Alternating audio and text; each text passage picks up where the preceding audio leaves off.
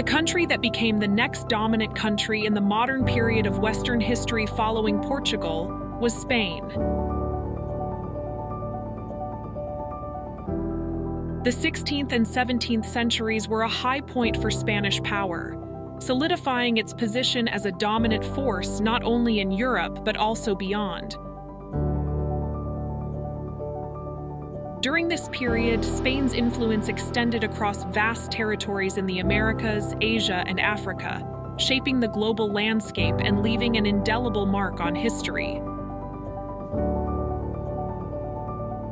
However, if you study historical geopolitics, the history of any country is 70% luck and 30% capability, principles that operate the same way as the principles of individual life. If something goes well, of course we need the capability to do it, but usually luck has more to do with it. The so-called principle of 70% luck and 30% capability was the case with Spain and Portugal. You know what they say? One man played a major role and achieved a great result, but the other person took all the credit for it. The talent was shown by Portugal, but the big jackpot was taken by Spain. Obviously, it was the Portuguese who built a sailing academy, accumulated technology, and completed properly, and Spain had the biggest windfall. Spain lost most of its territory in 711. The Islamic occupation of the Iberian Peninsula by the Umayyad dynasty lasted 780 years. After that, Spain regained its territory in 1492. Reconquista in Spanish and reconquest in English means to regain the land. At that time, the biggest contributor to the Reconquista was Queen Isabella I of the Kingdom of Castile and Leon.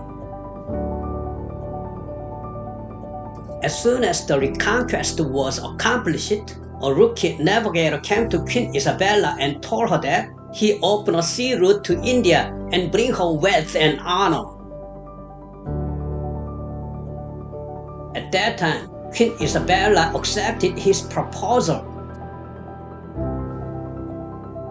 But Queen Isabella was a person who knew nothing about sailing. However, the reckless courage of the ignorant navigator and the absurd investment of the unquestioned investor combined to create a jackpot later. The huge jackpot was discovered on the American continent by an ignorant man, Christopher Columbus, who was Italian, originally from Genoa.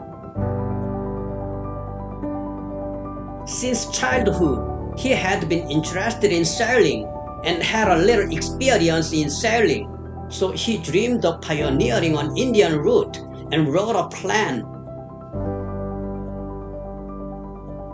With that plan, Columbus made a proposal to the Portuguese royal family first. However, the Portuguese royal family reviewed it and rejected because the plan was too absurd and the foundation was not sufficient.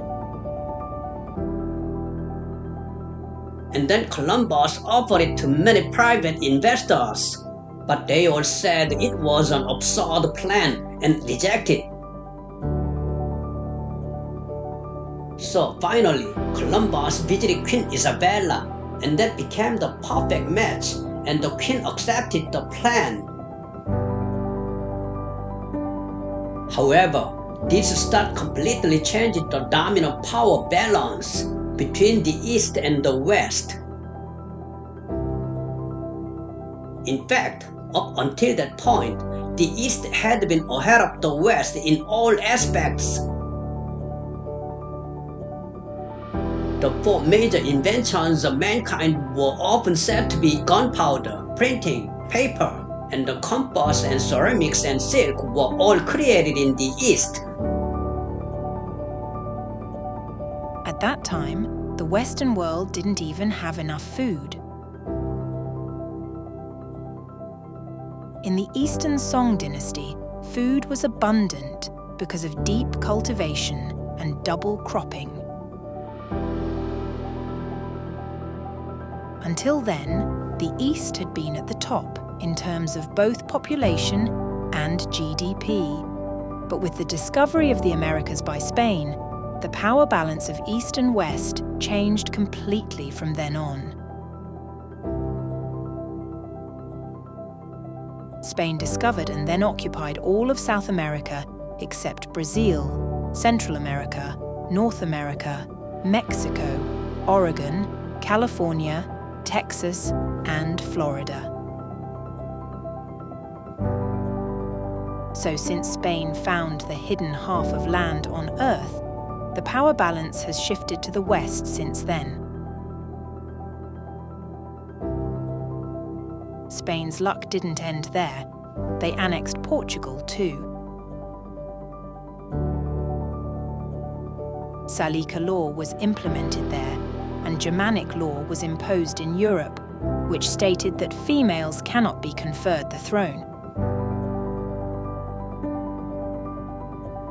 They called it a confederation, where one king ruled two countries, and also called it a personal union, or real union, where the same king ruled several different countries. Under Germanic law, Spain's annexation of Portugal was in effect between 1580 and 1640. So Spain occupied all of the many vast lands colonized by Portugal, and they acquired the land without any effort. But the prosperity and glory of the Spanish didn't last that long.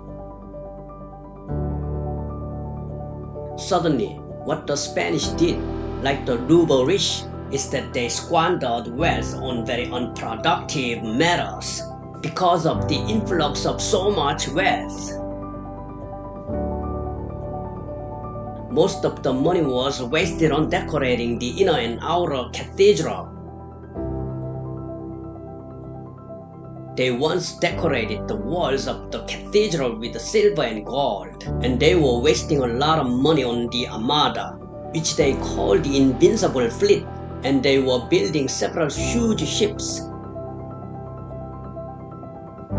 After that, whether because they had the inferiority complex of those who become rich late or to make the Pope look better, they called themselves the guardians of the Catholic Church. So they interfered too much in religious wars, etc., and eventually squandered the national treasury and went to the verge of bankruptcy. Spain's borrowing from the Netherlands was a significant factor in its decline. The influx of wealth from the New World had led to a period of prosperity in Spain, but this wealth was not evenly distributed. The Spanish nobility and Habsburg monarchs spent lavishly, while the Spanish economy became increasingly reliant on imports from the Netherlands. As a result, Spain accumulated a large debt to the Netherlands, which it struggled to repay. The combined effects of these factors, particularly the debt burden and political instability, gradually eroded Spain's position as a dominant European power. While it retained its vast overseas territories, its economic and military strength waned, and it lost ground to up-and-coming powers like France and England. By the late 17th century, Spain's decline was evident, and it would struggle to regain its former prominence for centuries to come. This debt burden, along with other factors such as religious wars and political instability, contributed to Spain's decline as a major European power. Thank you for watching the video, Spain, Second Dominant Country in Europe, provided by History and Current Events. Gina, Lily, and Tony have contributed so far as narrators. Thank you.